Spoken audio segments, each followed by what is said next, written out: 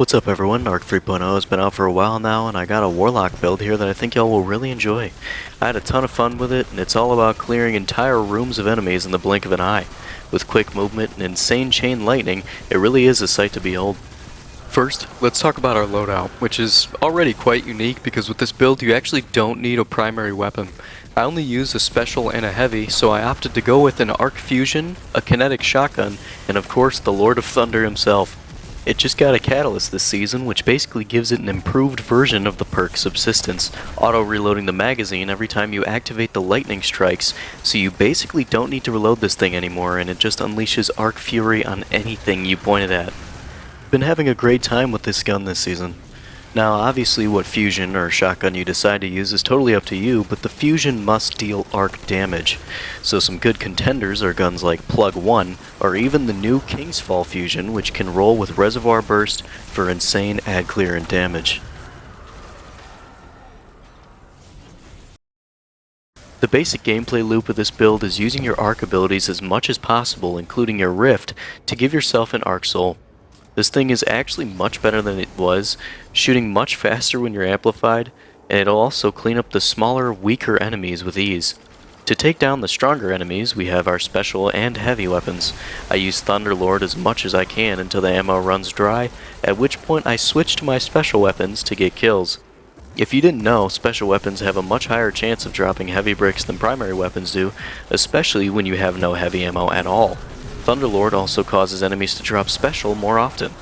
This means that if you're switching weapons and slaying out, you'll basically never run out of ammo for any of your weapons, which is why we don't really need a primary weapon here. Let's take a look at our subclass now. Your super, rift, and jump abilities are entirely up to you, but for melee I recommend ball lightning, and for grenade I recommend pulse grenade. For our aspects, electrostatic mind is an absolute must as ionic traces are integral to this build. And for the second aspect, you'll definitely want the Arc Soul. For our 4 fragments, you're going to want Spark of Beacons, which will blind all nearby targets when we kill enemies with our fusion rifle. Spark of Shock, so our arc grenade can jolt enemies and clear out tons of enemies at once. Spark of Discharge, so our Thunderlord and fusion can generate ionic traces. And finally, Spark of Resistance, so that we can stay alive when closing the gap and jumping into large groups of enemies. For our helmet, we are going to go with the brand new exotic, the Falling Sunstar, which will greatly improve the speed and ability regeneration of the ionic traces we create. This quite literally doubles the ability energy ionic traces give you. You're also going to want a solar affinity, so we can take advantage of bountiful wells and ashes to assets for increased super regeneration. For our gauntlets, we're going to use an arc affinity so we can use momentum transfer as well as elemental ordnance in the last slot to generate those arc wells.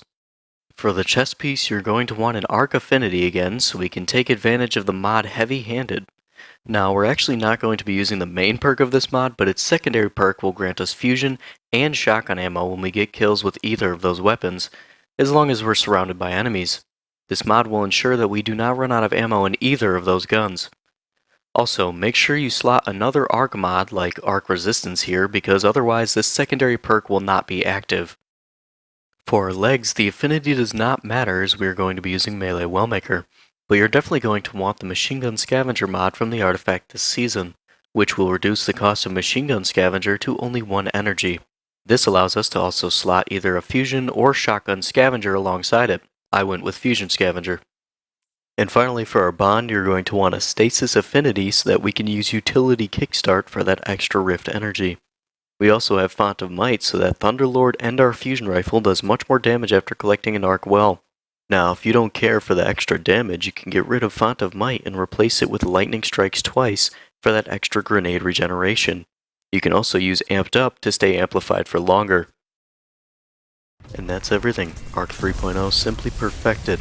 For the rest of this video, I'm going to leave you with some general gameplay of this build in action, and then you can truly decide whether it's for you. Hope you enjoyed the overview, and leave any questions in the comments section and I'll do my best to respond. Thanks for watching.